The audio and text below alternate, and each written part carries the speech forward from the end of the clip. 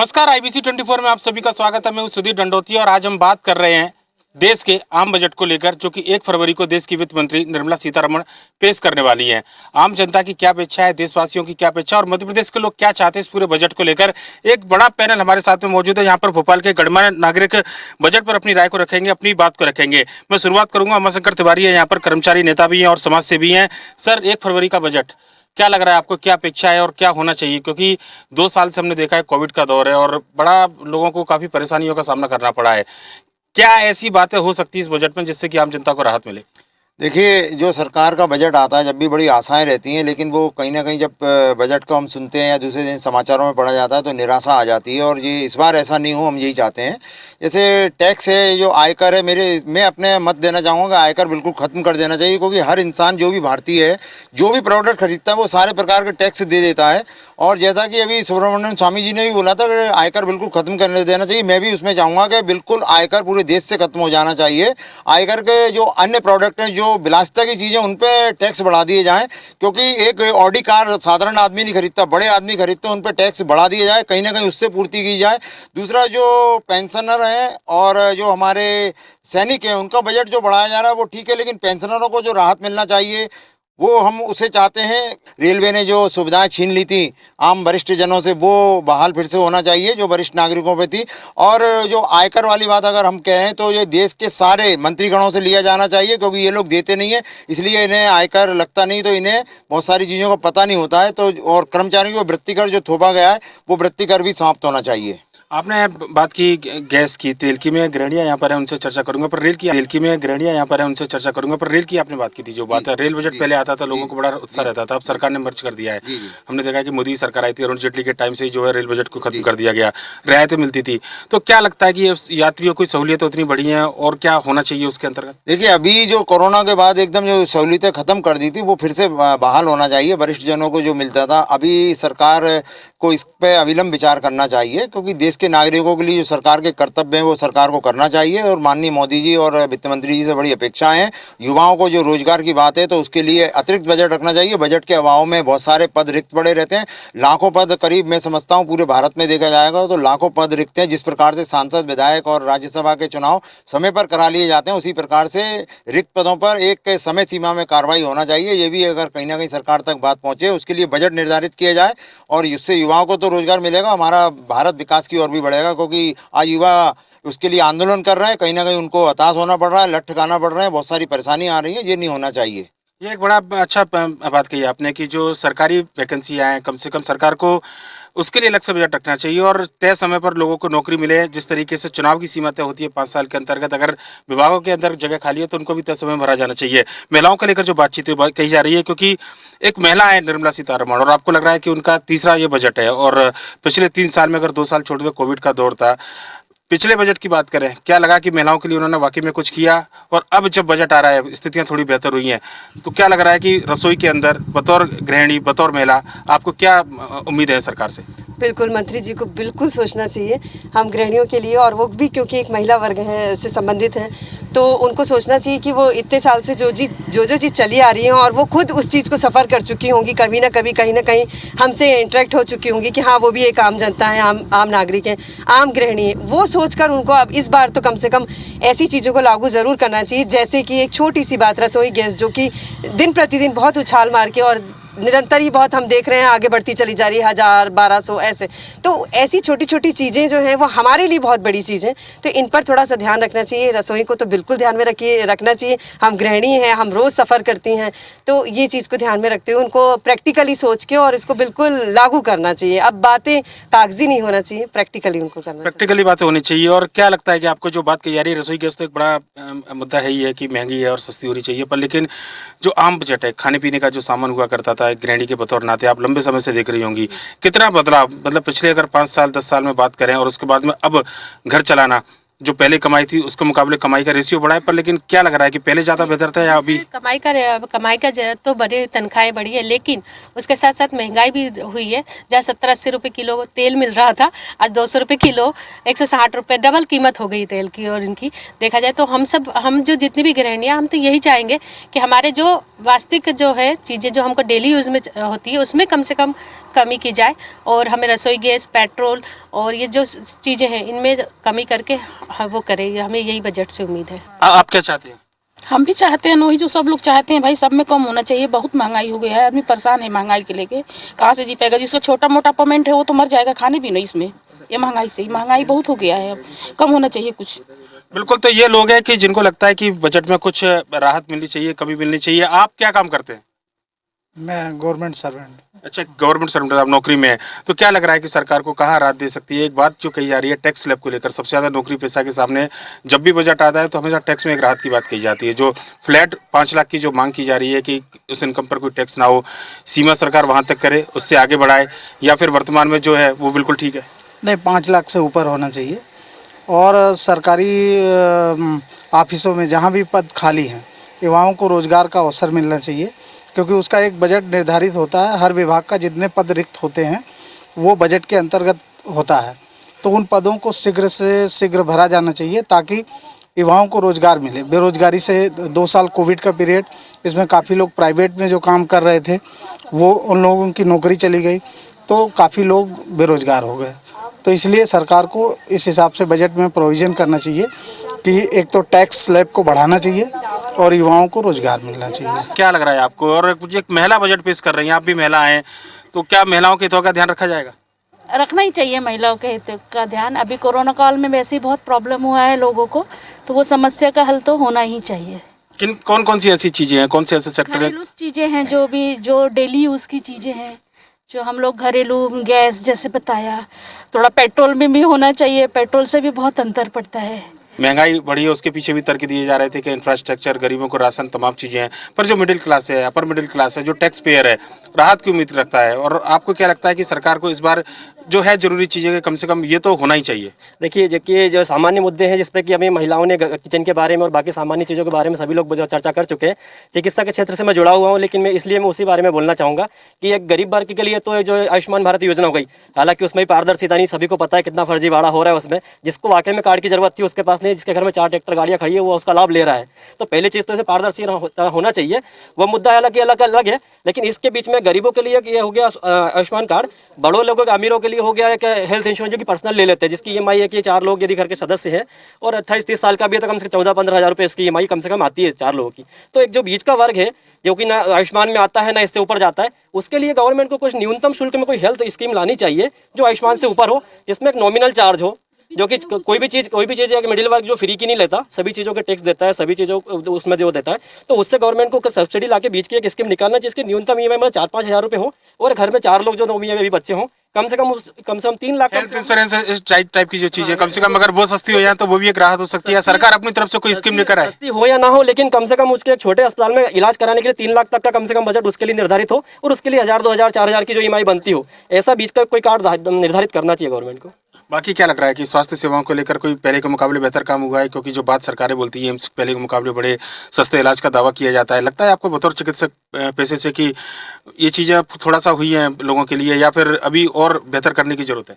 कि इंफ्रास्ट्रक्चर में सुधार तो हुआ है काफ़ी। अभी ये है कि गवर्नमेंट जो योजना लाती है उनको बीच में पहुंचाने तक का काम जो बीच वालों का होता है, उनको वो यदि ईमानदारी से करें तो ऊपर से कोई दोहराई नहीं, जो ऊपर से चीज़ें सुविधा मुहैया करवाई जा रही हैं उसका प्रॉपर ग्राउंड लेवल तक यदि यूज़ हो और बीच के लोग ईमानदारी से काम करें, भ्रष्टाचार खत्म हो, तो ये सारी चीज़ें पब्लिक तक पहुँचेंगी। बिल्कुल पब्लिक तक चीज़ें पहुँचेंगी। अगर भ्रष्टाचार कम होगा, जाहिर सी बात है उसका लाभ मिलेगा। आप में से कोई भी अगर अपनी बात को रखना चाहे तो रख सकता है, मेरे को बता सकते हैं। आप सीनियर सिटीजन लग रहे हैं। एक बात जो कही जाती है, जो बात एक पेंशन की स्कीम को लेकर अभी उमाशंकर तिवारी जी ने कही, बतौर सीनियर सिटीजन सरकार कई सारे योजनाएं सीनियर सिटीजन के लिए चला रही है, पर लेकिन फिर भी लगता है कि कहाँ राहत और मिल सकती है आप लोगों को? मैं तो सीनियर सिटीजन की बात नहीं करता हूँ, मैं सभी के लिए बात कर रहा हूँ। सरकार को स्वास्थ्य बीमा योजना का वो करना चाहिए व्यवस्था कि 5 लाख तक का सबका इलाज फ्री हो, चाहे वो सरकारी में कराए चाहे प्राइवेट में कराए, और उसके लिए कुछ ईएमआई सरकार को चाहिए तो हर व्यक्ति से ले सकता है, लेकिन स्वास्थ्य बीमा कंपलसरी होना चाहिए। कोविड की स्थिति में सब लोगों के घर बर्बाद हो गए और जो लोग उसमें फंस गए उनकी बहुत बुरी हालत हुई, ऐसी हालत फिर कभी ना हो पाए, इसलिए स्वास्थ्य बीमा सबका होना कंपलसरी है। 5 लाख तक का कम से कम मिनिमम बीमा सबका होना चाहिए। बहुत हॉस्पिटल ने भी अपना धंधा बना लिया है, अगर छोटी सी भी कोई घटना हो जाती है तो उसको बड़ा चढ़ा कर ये करते हैं, तो सरकार को इस पे विशेष ध्यान देना चाहिए ताकि गरीबों को ये सुविधाएं मिले। स्वास्थ्य बीमा अगर मिलता है सभी लोगों को तो बहुत राहत मिलेगी। बिल्कुल राहत मिलेगी। यूथ है कुछ हमारे साथ में, आपको क्या लग रहा है बजट से क्या हो सकता है बेहतर सरकार जो करे? समय काफ़ी कम है, बजट पेश करेंगे निर्मला सीतारमण, और लग रहा है कि आपको इस बार जो सोचा है सरकार ने कुछ दिमाग में करने वाली है। देखिए, सबकी तरह स्वास्थ्य तो प्रायोरिटी है ही हमारी, उसमें तो सबको बेनिफिट मिले तो सरकार से बड़ी अपेक्षा रहेगी। लेकिन जो फ्यूल पे इतना सारा कॉस्टिंग बढ़ गया जिसके कारण पूरा सिस्टम महंगा हो गया, क्योंकि फ्यूल होता है तो सब कुछ ट्रांसपोर्टेशन होता है, उसमें निश्चित ही हम चाहेंगे कि सरकार इस पे रिलायबल थोड़ा रेट कम करे, क्योंकि अचानक से 75 से 100 रुपये और 100 रुपये क्रॉस कर जाना ये महंगाई का मूल कारण है। बिल्कुल निश्चित तौर पर पेट्रोल डीजल सस्ता होगा, परिवहन सस्ता होगा तो जो ट्रांसपोर्टेशन चार्ज जो लगता है उसमें कमी आएगी और लोगों को सस्ता सामान मिलेगा। आप कुछ शायद सुझाव या कुछ अपनी बात रखना चाहते हैं? मैं अभी देख रहा था, बहुत कुछ सुझाव आए हैं और अच्छे सुझाव भी आए। मैं एक चीज़ बोलना चाहूँगा कि ये जो पेंशनर्स को अपना रेंज में रखते हैं, पेंशनर्स को इनकम टैक्स की रेंज से बाहर रखना चाहिए। जो हमारे राजनेता हैं उनको इनकम टैक्स की रेंज से बाहर रखा जाता है, तो मेरा सुझाव है कि उनकी भी तो इनकम होती है, उनको भी इनकम टैक्स की रेंज में रखना चाहिए। ये दो महत्वपूर्ण सुझाव हैं। इसके अलावा ये जो स्वास्थ्य बीमा योजना है ये सभी को लागू करना चाहिए, और जितना संभव हो शासन के विकास के लिए पैसा तो चाहिए, तो टैक्सेस तो आएंगे, लोगों की सैलरी भी बढ़ रही है, इसलिए कुछ ना कुछ रेट्स तो बढ़ेंगे, वो ठीक है, लेकिन यदि जितना संभव हो तो पेट्रोल डीजल पर, क्योंकि इसके दूरगामी प्रभाव भी होते हैं, तो उसके रेट को थोड़ा सा जितना संभव हो उतना कम करना चाहिए। लेडीज़ के लिए किचन के लिए गैस की थोड़ा सा कुछ रिलैक्सेंस देना चाहिए, और जो सुविधाएं हैं वो सभी को बराबर मिलना चाहिए। जबकि हमारे नेता जो हम जिनको जनप्रतिनिधि चुनते हैं वो हमारे वास्तव में हरकारा होते हैं कि संसद में वो हमारी बात रखें, तो उनकी सुविधाएं हमसे बहुत ज़्यादा नहीं होना चाहिए।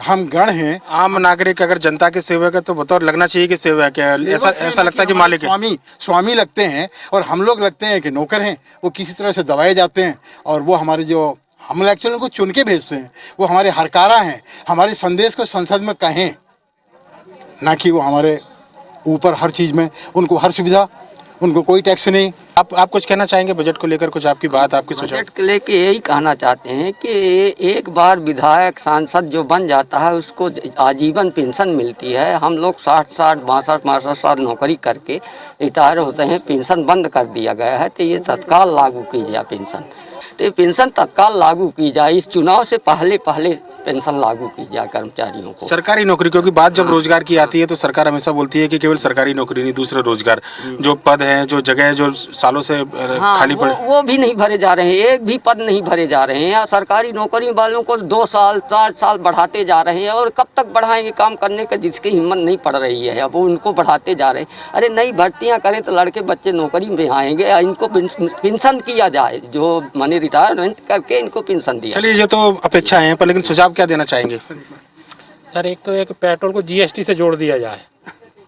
जी, ताकि पेट्रोल के रेट ये चल भी रहा है, लंबे समय से मांग भी चल रही है कि इसको ना हो, जो जीएसटी जुड़ जाएगा तो कम से कम स्थिर रहेंगे रेट। बिल्कुल। और आप कुछ अगर बोलना चाहे सुझाव? नहीं, ठीक है, जितने लोगों ने सुझाव दिया उनमें से सरकार कुछ तो मान ले। मेरा ये सुझाव देने का समय निकल गया, क्योंकि अब बहुत जल्दी पेश होने वाला है बजट पर, लेकिन फिर भी लगे कि अगली बार शायद शामिल अगर थोड़ा बहुत भी सरकार मानती है तो जनता को लगेगा कि हाँ कुछ कर रही है हमारे लिए। डॉक्टर साहब क्या कहेंगे? सर, एक चीज़ और थी कि हेल्थ इंश्योरेंस जो है जीएसटी फ्री होना चाहिए, क्योंकि पब्लिक कहीं ना कहीं अपना इंश्योरेंस करा के सरकार का लोड कम कर रही है कि खुद का इलाज खुद करा सकती है, लेकिन उसमें भी टैक्स कम से कम वो टैक्स हट जाना चाहिए। एक सुझाव अगर देना चाहें बजट के लिए तो क्या सुझाव होगा? हालांकि सुझाव का वक्त नहीं है, पर लेकिन लगे मन में कि अगर शायद इस बार नहीं तो अगली बार अमल में लाया जाए। देखिए, मध्यम वर्गीय जैसा कि कहा जाता है हमेशा से पिसता चला आ रहा है, और मुझे लगता है वो पीढ़ियों तक पिसता चला जाएगा, क्योंकि ना वो ऊपर अपर क्लास का रहता है, वो निम्न रहता है। पर अब प्लीज़ हम जितने लोग हैं वो उनकी हम्बल रिक्वेस्ट है कि अब ये राजनीतिक मुद्दा ना बनाते हुए अब वाकई में एक समय आ गया जब मध्यम वर्गीय को भी एक राहत दी जाए, और बोला ना जाए, करके दिखाया जाए। अब हम देखना ही चाहते हैं कि ये हुआ है। अब ये नहीं कि आप पहुंचा रहे हैं, मीडिया मंत्री तक बात पहुंचा रहे हैं, वो ला रहे हैं, ऐसा नहीं हो जाना चाहिए। अब वो चीज़ हम लोग अब बहुत त्रस्त हो चुके हैं, बोल के सेम बातें हर साल होती हैं, लेकिन उस पर कार्यवाही कुछ नहीं होती है। तो कार्यवाहन में और कार्यवाही करने में बहुत अंतर होता है। बिल्कुल। आप कुछ कहना चाह रही थी? नहीं, हम यही कहना चाहते रहे कि बीच के आदमी सही मारे जाते हैं, ऊपर को अच्छा रहते हैं, ज़्यादा गरीब है वो अच्छा हो गए, लेकिन जो बीच के हैं वो तो कुछ में नहीं रहते हैं, उनको कुछ सुविधा नहीं है। वो बीमार भी पड़ेंगे तो उनका इलाज नहीं हो सकता है, उनका पास इतना पैसा भी नहीं है, अपने बाल बच्चे जिलाएंगे कि अपना इलाज कराएंगे, वो तो कुछ लायक नहीं है, ना इधर के हैं ना उधर के हैं, वो बीच में रह जाते हैं। बिल्कुल। मतलब मिडिल क्लास का खास ध्यान रखा जाए। हाँ, एकदम। एक आखिरी कमेंट आपसे लेना चाहूँगा। क्या कहेंगे? नहीं, ध्यान तो रखना ही चाहिए। गवर्नमेंट को मिडिल क्लास का शायद ज़्यादा ध्यान रखना चाहिए। उनके वोटर्स भी ज़्यादा होंगे मिडिल क्लास वाले, तो ये मिडिल क्लास वालों के लिए तो कुछ ना कुछ राहत मिलना ही चाहिए। आप ऊपर वालों से लीजिए ना, आप हमारी पेमेंट में से काट भी रहे हो, यहाँ महंगाई भी बढ़ा रहे हो, कोरोना के नाम से, किसी भी चीज़ के नाम से। आप राजनीति बंद करिए और सीधी बात है कि आप मुद्दे पे आइए और सारी चीज़ों को हमारे हिसाब से करके देखिए, आपको भी राहत मिले ताकि, और हम लोगों को भी थोड़ी राहत मिले, थोड़ा हमें भी खुश कीजिए। बिल्कुल, ये जनता है जो खुशी चाहती है, निश्चित तौर पर कितनी खुशी इनके हिस्से में आएगी 1 तारीख को जब बजट पेश होगा, उसमें बिल्कुल साफ तौर पर निकल कर आएगा कि आखिर सरकार ने जो आम जनता की उम्मीदें हैं उस पर इस बजट में कितना खरा उतरने वाली है। और आज हम चर्चा कर रहे हैं 1 फरवरी को देश के पेश होने वाले आम बजट को लेकर। मोदी सरकार के दूसरे कार्यकाल का बजट केंद्रीय वित्त मंत्री निर्मला सीतारमण 1 फरवरी को पेश करने वाली हैं और इस बजट से देशवासियों को, प्रदेशवासियों को क्या उम्मीद है, इस पर हम चर्चा करेंगे। हमारे साथ देखेंगे कि आप भोपाल के प्रबुद्धजन लोग मौजूद हैं, बीजेपी के कुछ वरिष्ठ पदाधिकारी नेता भी मौजूद हैं और सीधे अगर चर्चा की जाए तो मैं सबसे पहले राघवेंद्र शर्मा जी हमारे साथ में मौजूद है, प्रदेश कार्यालय मंत्री हैं बीजेपी के। सर, दूसरे कार्यकाल का बजट है और कोविड का समय जिस तरीके से रहा, कई सारे नए प्रावधान हुए, हमने देखा कि 5 बड़े मेजर चेंजेस बजट में देखने को मिले थे। पहले एक थैला लेकर आते थे, आजकल वही खाता शुरू हो गया है और पंचवर्षीय योजनाओं की जगह वित्त आयोग, कई तरीके के नए प्रावधान किए गए हैं। पर लेकिन दूसरे कार्यकाल में कैसे देखते हैं आपकी सरकार का बजट है, मोदी जी का बजट है, निर्मला सीतारमण जो महिला हैं, महिलाओं को लेकर भी अगर देखें तो चर्चा करेंगे, पर लेकिन आप कैसे देखते हैं? मुझे लगता है जिस तरह से मोदी सरकार ने पिछले कोविड के समय में भी 1 लाख करोड़ रुपए का जो पैकेज देश को दिया था, उसकी वजह से छोटे से छोटा आदमी, हम देखते हैं कि हज़ारों लाखों की संख्या में रेहड़ी पटरी वाले लोगों से लेकर के और सभी लोगों को इस बजट से बड़ा फ़ायदा मिला है। और मैं उम्मीद करता हूं कि इन सब के जीवन स्तर को सुधारने के लिए मोदी सरकार ने जो पहले बजट दिया था उससे और अच्छा बजट और अच्छा उनके जीवन को बेहतर बना सकें, इसके लिए काम कर रहे हैं। और निर्मला सीतारमण जी को मैं कहूँ बड़ी आर्थिक विचारक हैं और जिस तरह से उनका बजट है और विशेष रूप से वो महिलाओं को फोकस करते हुए उनका जो बजट है वो बहुत ही अच्छा होना चाहिए। एक और बात है सर, पेट्रोल डीजल की भी चर्चा की जाती है हमेशा, क्योंकि इस समय उच्चतम स्तर पर ये माना जा रहा है। हालांकि कुछ राहत देने की कोशिश प्रदेश सरकार और केंद्र सरकार की अपील के बाद में की थी, जो थोड़ी बहुत राहत मिली थी, पर लगता है कि लोगों को दूसरे इंफ्रास्ट्रक्चर के लिए अगर साधन जुटाने हैं तो इस पर राहत मिले या किसी दूसरे तरीके से राहत दी जाए। नहीं, राहत दी भी गई है और मुझे लगता है और अगर सब जनता को उसके लिए दी जाती है, क्योंकि देश के सामने बहुत चुनौतियां हैं। कोविड जैसे कठिन समय को निकाला है जिसमें एक आर्थिक ढांचा टूट गया था कई देशों का, उन सब में भारत ने अपने आप को मजबूती से खड़ा किया है। लेकिन फिर भी जनता के बेहतरी के लिए और जनता के विकास के लिए जो आवश्यक होगा वो बजट में सारी चीज़ों का प्रावधान होगा। और यह जो बजट है वास्तव में एक जन कल्याणकारी बजट के रूप में हर एक व्यक्ति के, अंतिम व्यक्ति को, जो पंडित दीनदयाल उपाध्याय जी ने कहा है कि हम अंतिम व्यक्ति तक पहुंचाएंगे, इसका सीधा सा आप देखते हैं कि कोविड के बाद से अभी तक जो अनाज घर घर पहुंचाने के अनाज की व्यवस्था की गई है कि कोई भी व्यक्ति, सामान्य से और नीचे से अंतिम व्यक्ति भी सुखी और अपने जीवन यापन ठीक से कर सके। आपको क्या लगता है सर, मैं इसलिए पूछ रहा हूँ आपसे ये सवाल लगातार कि सरकार आपकी है, अपेक्षाएं किन बिंदुओं पर ज़्यादा फोकस अगर आप चाहेंगे तो देश के लिए, प्रदेश के लिए किन बिंदुओं पर फोकस आपको लगता है कि ज़्यादा सरकार का होना चाहिए? नहीं, मुझे लगता है एक तो रियल एस्टेट में भी थोड़ा सा और उठाव आया है। रियल एस्टेट के लिए भी सरकार कुछ सहूलियतें देगी और सरकार ने दी भी हैं, क्योंकि बीच में रियल एस्टेट जिस तरह से एक बड़ा बिजनेस के रूप में आ रहा था वो कोविड के समय में थोड़ा सा धक्का लगा था, लेकिन इस पैकेज की वजह से फिर से वह आया है और मुझे लगता है रियल एस्टेट को भी कुछ सरकार की तरफ से अच्छी सुविधाएं मिलेंगी। अगर बात करें पिछले 2 साल से देश की परिस्थितियां किसी से छुपी नहीं है कोविड के कारण। अब आप व्यवसायी हैं, पर नौकरी पेशा लोगों की हालत तो आपको मालूम है कि 2 साल के अंदर किस तरीके से नौकरियों में जो गिरावट देखी गई, वर्क फ्रॉम होम के चलते खर्चे लोगों के बढ़े हैं। लग रहा है कि कुछ राहत सरकार दे। देखिए, कोरोना काल जो थी वो महामारी थी, इसमें किसी का बस नहीं चलता है, लेकिन फिर भी भारत सरकार ने जिस हिसाब से ये चीज़ों को मैनेज किया है, जिस हिसाब से अर्थव्यवस्था को संभाला है, वो बहुत सराहनीय है। अगर आज हम देखें तो अभी जो आकलन आया है, पूरे संसार में जो भारत की अर्थव्यवस्था है वो सबसे तेज़ी से बढ़ने जा रही है। अगले साल के लिए 9% का आकलन है, उसके बाद भी अगले साल भी 9% से ग्रोथ का आकलन है, जो कि एक ही बहुत ही क्रांतिकारी चीज़ हमारे देश के लिए होगी। क्योंकि अगर हम उसको तुलनात्मक तौर पर देखें तो जो विकासशील और विकसित देश हैं दोनों में, मतलब जो अमेरिका वगैरह है जो विकसित देश हैं और जो विकासशील हैं जिसमें भारत आता है, जो डेवलपिंग कंट्री, उसमें दोनों में मिला के सबसे ज़्यादा तेज़ी से बढ़ती हुई अर्थव्यवस्था है कोरोना काल के बाद भी, तो वो भारत की आंकी जा रही है। तो इसलिए हम बहुत आसान लेते हैं कि पिछले 2 साल में जिस तरह से भारत सरकार ने इसको संभाला है, इतनी विपरीत परिस्थितियों में संभाला है, गरीबों को इतना सहायता देने के बाद, आम जन को सहायता देने के बाद भी जिस तरह से अर्थव्यवस्था संभाला है, तो हम पूरी तरह से आशान्वित हैं कि बहुत अच्छा बजट आएगा और अर्थव्यवस्था को मजबूत करने वाला और आम जनता को फायदा पहुँचाने वाला होगा। क्या लगता है आपको, क्या मिलना चाहिए? आर्मी से रिटायर्ड, पेंशन वगैरह, टैक्स वगैरह में कुछ जाता है आपका, या लगता है कि हम लोगों का टैक्स नहीं लगता जो है, क्योंकि एक इनकम के आगे अगर अपनी इनकम आती है तब हमारा टैक्स लगता है। पर जिस प्रकार से भारत सरकार फौजियों की उन्होंने 1 रैंक 1 पेंशन की जो मांग हम फौजियों ने रखी थी, उसको भारत सरकार ने बखूबी निभाया है। हम उनका बहुत बहुत हार्दिक धन्यवाद करते हैं। OROP के बाद में कुछ नया लगता है कि कुछ और सहूलियत मिले रिटायर्ड आर्मी जो डिफेंस के जो लोग हैं या फिर सैन्य शक्तियों से जुड़े हुए लोग हैं, उनको कुछ और ज़्यादा सहूलियत या रियायत कुछ? देखिए, सुविधाएं तो का अनंत हैं, वो ख़त्म नहीं होती हैं। अभी जो हमको मिल रही हैं वो मैं समझता हूँ भरपूर मिल रही हैं। जैसे कि हम लोगों को प्राइवेट हॉस्पिटलाइज कहीं भी होना है तो वो भी भारत सरकार ने हमको निःशुल्क कर रखा है। पूरे इंडिया के अंदर नहीं, अगर हम फॉरेन में भी जाते हैं तो वहाँ भी हमें ये सुविधाएं निःशुल्क मिलती हैं।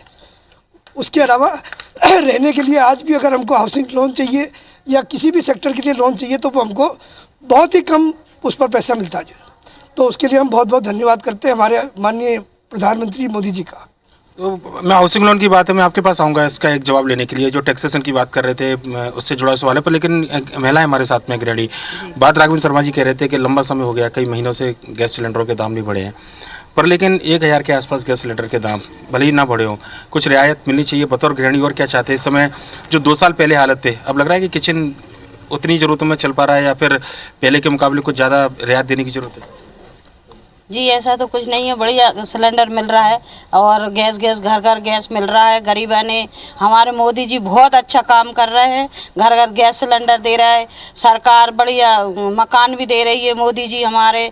और जब कोरोना में घर घर उनने फ्री में अनाज भी दिया है, जनता को खूब सुविधा दे रहा है, सब बात की सुविधा दे रहा है। ऐसा कुछ नहीं, हमारे मोदी जी बहुत अच्छे, बहुत अच्छा काम कर रहे हैं। अच्छा, आप क्या करते हैं?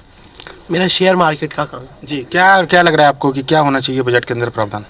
ज़्यादा से ज़्यादा टैक्स में रिलैक्सेशन मिले वो ज़्यादा ज़रूरी है, क्योंकि टैक्स में रिलैक्सेशन जो है, जो 5 लाख रुपए वाला जो वो है, वहाँ 3 लाख से ऊपर जाने पे जब टैक्स पे करना पड़ रहा है 5%, वो अननेसेसरी हो रहा है। 5 लाख तक का वो मिल जाता है जो भी यूथ है, तो उसको मेरे को लगता है थोड़ा आसान रहेगा अगर वो रहेगा। तो लगता है कि अगर सरकार ऐसी छूट देगी तो क्रय शक्ति लोगों की बढ़ेगी, मार्केट के अंदर पैसा लगाएंगे लोग, जब परचेजिंग पावर बढ़ेगी तो वो फायदा एक मिलेगा। बिल्कुल बढ़ेगी, क्योंकि 2019 के बाद सबसे ज़्यादा मार्केट में अगर इन्वेस्टर बढ़े हैं तो वो मार्केट के प्रति कहीं ना कहीं लोगों का रुझान आया है। उनको यह पूर्ण तरीके से वो भारतीय अर्थव्यवस्था के प्रति आशान्वित हुए हैं कि मार्केट में इन्वेस्ट करने से हमें अच्छा ग्रो मिलेगा। तो अगर ऐसा रहता है तो मेरे को लगता है मार्केट में और लोगों का आना होगा। कि मेरा कहना ये था कि जो भारत सरकार ने 2,72,000 रुपये की जो सब्सिडी दे रही थी, जिसे 31 मार्च को शायद बंद किया जाना, ऐसी अफवाहें बाजार में चल रही थी। तो हम भारत सरकार से ये निवेदन करेंगे कि इस स्कीम को आगे भी कंटिन्यू किया जाए। इससे एक मिडिल क्लास को बहुत राहत मिलती है। मान लीजिए अभी कुछ बच्चे नौकरियों में लगे हुए हैं, कोई कुछ हैं, उनको एक बहुत राहत मिलेगी इस चीज़ से। बिल्डिंग मटेरियल जो था या जो तमाम चीज़ें थी पहले के मुकाबले कुछ महंगा हुआ है, लोगों को घर बनाना महंगा हुआ है, खरीदना महंगा हुआ, कुछ मिले, सरकार कुछ सस्ता करे तो लोग सस्ता घर बनाए। हालांकि सरकार सब्सिडी दे रही है, PM आवास योजना दे रही है, और इसमें हम ज़्यादा दूर तक जाएं देश की स्थिति के बारे में तो वो एक तरह से अच्छा है। अभी आदत जैसे आपकी पड़ जाती है, जिस तरह की आदत है, सब्सिडी देने की आदत ख़राब हो गई है लोगों को, जिसका मिसयूज़ हो रहा था उसको प्रधानमंत्री जी ने रोका है। जैसे गलत तरीके से NGO चल रहे थे वो भी रोके हुए हैं, और जिनके राशन कार्ड गलत तरीके से बने हुए थे तो वो भी उन्होंने रोके हुए हैं। एक सिस्टम पे जाके डिजिटल के ऊपर से जो चीटिंग हो रही थी उसको भी रोका है, उससे आगे अच्छे परिणाम। ये निश्चित तौर पर एक अच्छी बात है कि अगर बेनिफिशियर के खाते में सीधा पैसा जाता है तो बीच में जो करप्शन की बात थी वो डोर जरूर टूटती है। और पर सबसे बड़ी बात जो अभी तक सामने निकल कर आया है कि लोगों को जो राहत है, टैक्सेशन में राहत की उम्मीद यहाँ पर लोग कर रहे हैं। इसके अलावा कई सारी और रियायतें लोगों को चाहिए। देखना होगा इन उम्मीदों पर बजट कितना खरा उतरता है। फिलहाल मुझे दीजिए इजाज़त, आप देखते रहिए IBC 24। नमस्कार।